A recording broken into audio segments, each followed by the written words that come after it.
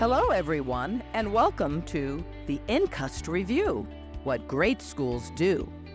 This podcast is designed to inform educators, policymakers, and school communities about the research-based practices, policies, and procedures that make great schools, well, simply put, great. I'm your host, Dr. Deborah McLaren, Executive Coach for NCUST. And today, I'm thrilled to have as a guest Dr. Shawna Codrington. Welcome, Dr. Codrington. Thank you so much for having me. So, Dr. Codrington, the first question I ask everyone on our podcast is for you to tell us a little bit about yourself as an educator, some of the things that perhaps our listeners would want to know about what you do now and how you got into this. Okay, well, first of all, I'd like to say that I'm very excited to be here with you all today. And so, a little bit about myself. Well, I'm currently a school principal. It's my 7th year as a school principal in the city of Chula, Vista. I started off as a classroom aide and worked my way up from a classroom aide to a teacher, and now I'm a principal serving students in the school district, and I love it very much. So who am I as an educational leader? I'm an educational leader that believes in servant leadership, and I truly believe that I am here at my school every single day to make sure that students feel valued and loved, and that I am working on behalf of the school community that I support. You know, when you say servant leader, it makes me think about a leader that told me one time something that really stayed with me, and that person was a mentor of mine, and she said, you know, as leaders, we are actually on the bottom, not the top. We are the foundation, and we're holding the rest of the organization up. And so as a servant leader, that's what I think of, is I think of that foundational piece. I know that you have a very interesting relationship with NCUST, or our National Center for Urban Schools Transformation, because you were part of the America's Best Schools Award, and you were your school was one of the award winners when you were a teacher. So were you a teacher then at that time? Okay, that's what I thought. And so tell us a little bit about that process and what that was all about. Well, in 2015, I was working at Vista Charter School, and as a teacher at Vista, I noticed that we were doing a lot of great things for kids. And so at the time, I was actually a student in the doctoral program at SDSU, and I had met Dr. Joe Johnson, and he was the leader of NCUST at the time. Well, he's also the founder of NCUST. He's the founder of NCUST. Yes, yes.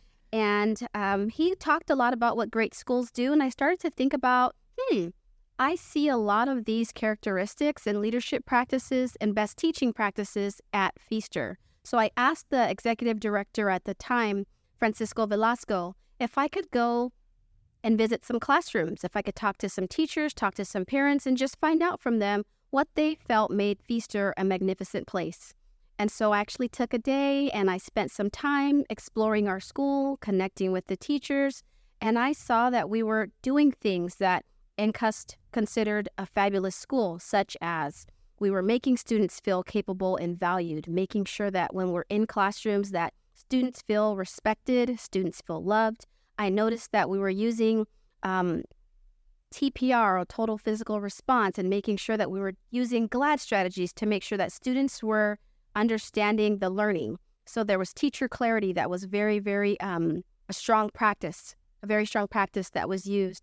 And so as I was working on my application, those were the things that I highlighted, the things that I observed, the things that I heard from parents who said, you know what, we love this school. We know that the staff truly care about us here. That was something that was highlighted by all of the families that I interviewed. And then I noticed that the teachers as well, the teachers really, truly cared about the kids. They cared about their jobs, and they were using as many strategies as possible that were quality first strategies. So that instruction that they were receiving, the kids were receiving, it was quality from the very beginning, and the majority of the class was getting it. And that's how we were able to see a lot of those wonderful results. And I highlighted all of that in the application. I felt like as I was writing the application that it was a story about Vista, a story to highlight the amazing things that we were doing. And I had so many magnificent things to share And as I look back on that process, I'm so glad that I was able to approach the executive director and tell him that I wanted to highlight our school. And you know what? We were selected as a gold school, a gold ribbon school for America's Best Schools, and it was amazing. You know, that's a wonderful story, but it also reminds us of the importance of highlighting the great things that are happening. And so many times in our media, we're inundated, it appears, with so many negative things and negative images of especially what's happening in places, urban places, or places where there are a lot of brown and black folks. And so it's really, I think, crucial for us to do what you did, and that is, what are the things that are really happening in places where we see our students thriving, but also students of color who are doing really well. We need to hear those stories. So thank you for sharing that. Very important. So the other thing I know about you is you've had an opportunity recently. I had the same opportunity to open a brand new school. And there's a couple things about this school that are very unique. One of them is this school is named after a civil rights activist, a black civil rights activist from San Diego. And that's something pretty extraordinary, because many of us did not know of this person until the school was open. So tell us a little bit about opening a new school, what it's like to have that experience of establishing what you believe really matters for a quality education, as you talked about a minute ago. So opening up a brand new school was such a rewarding and an amazing experience.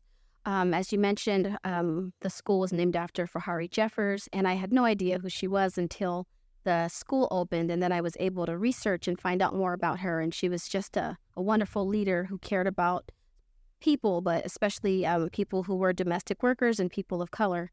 And so when opening up the school, I actually went through and looked at some of the NCUST best practices. So I knew as I was planning that I wanted to make sure that the school highlighted, or the school featured, and that I would work my hardest to make sure that we were checking for understanding, that we were making sure that, again, students feel valued. I wanted to make sure that the people that I hired were exhibiting those practices that are, I believe, NCUST strong and practices that are research-based. Yeah, these findings are things that we have noticed through the research. These are the key findings of what is causing the success in places where most people would have written off and said, you know what, this isn't possible here. There's too much poverty. There's too much this, too much that. And yet these results are happening in these places where people have said this is not possible. So it's very exciting to know that you looked at the NCUST work when you laid the foundation for the school. So how is the school doing? It's doing really, really well. It's actually the highest performing school in Chula Vista right now in both English language arts and math. Oh my goodness. You mean that it's doing better than the school that I opened? Absolutely. So all jokes aside, that is extraordinary in the first year too, because I know, having had that opportunity, how challenging it can be to bring everybody together in a sense of unity. And that's one of the first steps, is how are you going to bring people who are coming from all of these different places with different kinds of practices and understandings, and you're bringing students from different schools that have maybe perhaps no longer able to connect with the friends they made or the teachers that they got to know. So you have all of these things that you are concentrating on that established schools don't have to really work as much on, because you don't have a unified system yet. So tell us, what have you done to create that unity? Well, first, there's always making sure that we have team builders. So think about the staff. We have teachers that are coming from schools throughout the district who don't know each other. So I wanted to make sure that our teachers were coming in and connecting with one another and building relationships with one another, but also making sure that we allow our students to grieve. So when we had our students come to Jeffers, many of them came from schools throughout the district, and they were missing their friends. Yes. They were sad. They missed their teachers. And so the first few weeks of school, we really focused primarily on making sure the students had time to grieve, but time to build relationships, making sure that they were able to connect with one another, the teachers were connecting with them, lots of checking in. So not focusing on instruction the first few weeks, but focusing on those relationships. That was very important. I think that's what's helped us with our success thus far. Yeah, that's one of the key findings in the research of NCUST, but also key findings in a lot of educational research is about relationships. I know in the work of John Hattie, one of the top findings was that the student-teacher relationship was critical to the success of the students. And so we know that relationships are really important. And I want to ask you this question.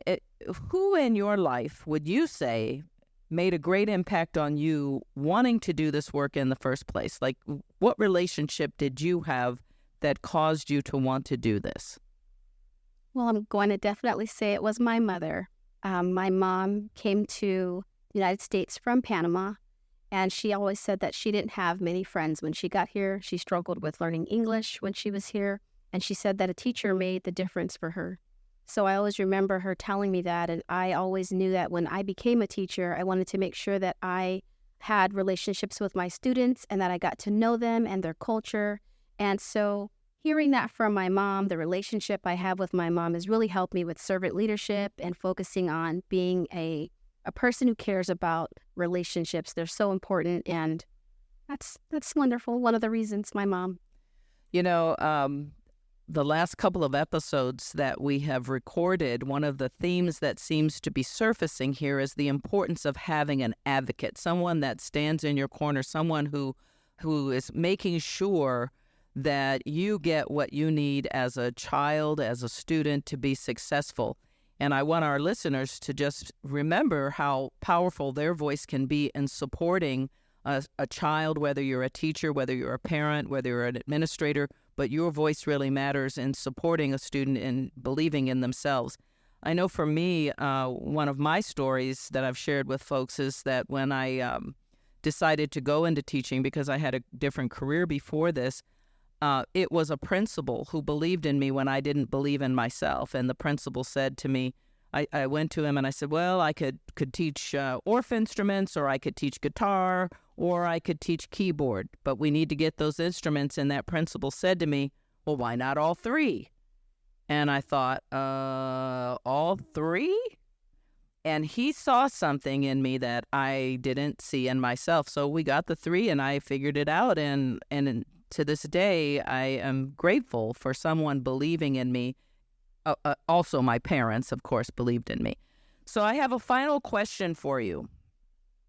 If someone were to ask you to write a book about your experience as an educator, and that book focused on equity and excellence, what might that book feature? Equity and excellence. If I were to write a book and it were to focus on equity and leadership. Now, see, I know you've written a dissertation already, so this should be an easy one for you. Then I would say to focus on treating everyone with kindness and respect, whether you think they deserve it or not. Okay, that's really important. And the reason why is because there are times when we get frustrated as educators, and we focus on the negative in education. But if we focus on how we can support students, how we can treat our children with kindness and respect, then for sure that would be something that would be featured in the book. When it comes to academic excellence, it's all about making sure that you have quality teachers who feel respected, who feel loved, and who are in turn giving that back to the students. That's so important. And also having high expectations.